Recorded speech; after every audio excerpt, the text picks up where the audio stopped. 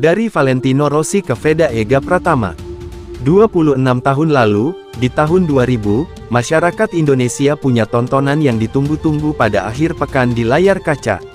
Bukan sinetron atau film kungfu, apalagi telenovela.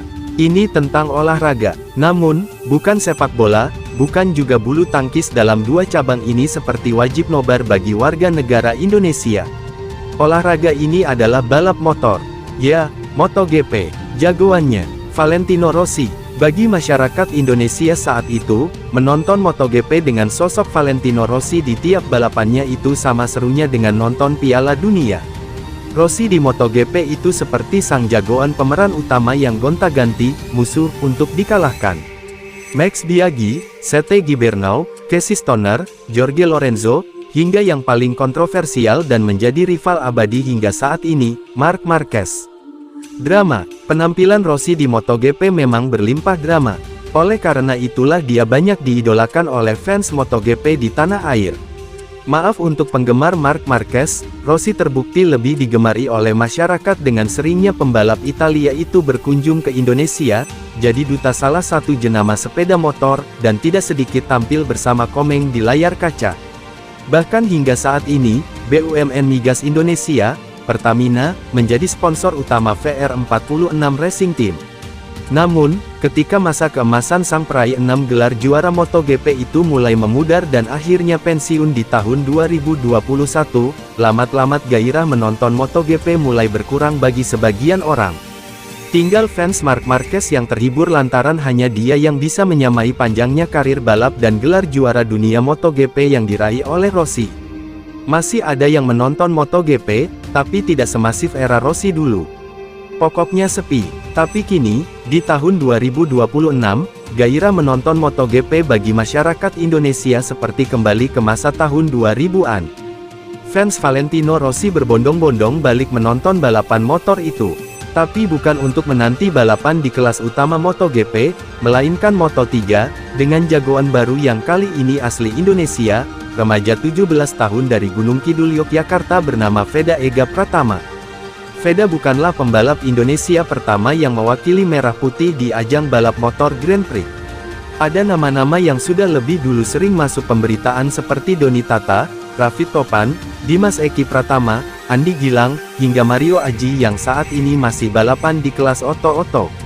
Tapi, dengan tidak merendahkan pembalap-pembalap terdahulu, baru Veda Ega yang bisa menyedot perhatian warga Indonesia untuk kembali menonton balap motor, meski itu di kelas terendah, Moto3.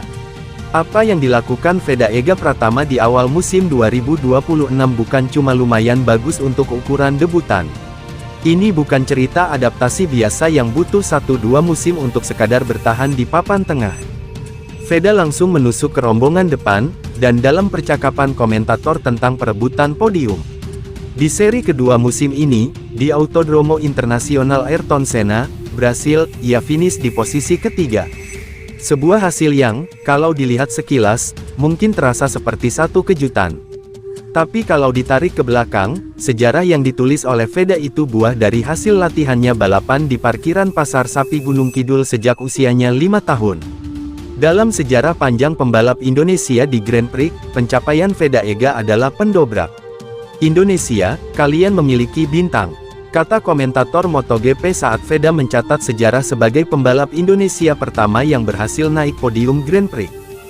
1. Indonesia bangga. Media sosial dan media massa ramai dengan remaja 17 tahun dari Gunung Kidul sang pencetak sejarah bagi Indonesia di dunia balap. Tapi, itu tidak berhenti di Brasil. Veda bukan tipe pembalap yang naik sekali lalu hilang. Ia start kelima di Buriram pada debutnya di Moto3, dan finish di urutan yang sama.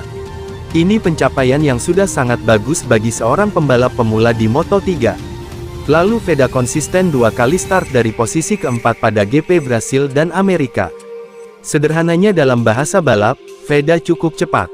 Adaptasinya dengan motor Honda NSF 250RW milik Honda tim Asia berjalan lebih cepat dari kebanyakan rookie lain yang menunggangi motor serupa. Tapi kecepatan saja tidak cukup untuk menjelaskan kenapa Veda begitu seru ditonton.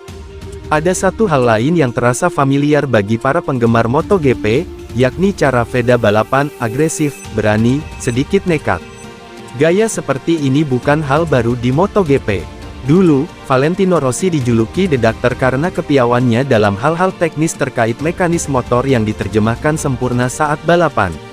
Sementara Marc Marquez datang dengan gaya yang lebih ekstrim, yaitu latte braking, menusuk ke celah sempit yang hampir tidak ada jalur untuk menyalip, dan agresif.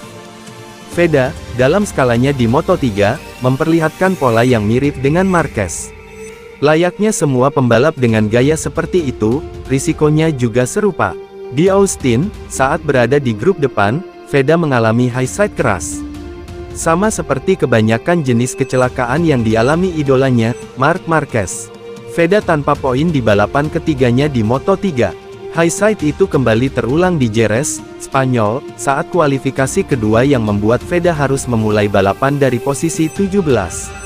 Tapi ceritanya berbeda. Start dari posisi ke-17 yang secara realistis membuat banyak pembalap hanya berharap masuk 10 besar. Tapi VEDA tetap balapan dengan cara yang sama. Menyalip satu persatu lawannya, total 11 pembalap dilewati, dan finish ke-6. Bukan podium, memang, tapi sebuah pesan kuat bahwa kegagalan seri sebelumnya tidak sedikit pun menggerus nyalinya. Kini, dengan koleksi 37 poin dan bertengger di peringkat ke-6 klasemen sementara, VEDA menjadi kandidat terkuat untuk gelar Rookie of the Year 2026. Di usia yang baru 17 tahun, ruang kembangnya masih sangat luas. VEDA bukan lagi partisipan yang meramaikan grid, tapi pembalap yang mulai diperhitungkan oleh tim-tim elit Eropa. Seri balapan baru 4 kali digelar. Musim masih panjang. Dengan jadwal balapan yang akan segera memasuki sirkuit-sirkuit klasik Eropa seperti Le Mans dan Mugello, konsistensi VEDA dalam meraih poin akan menjadi penentu posisinya nanti. Dan itulah alasan mengapa saat ini menunggu balapan MotoGP kembali menyenangkan lagi.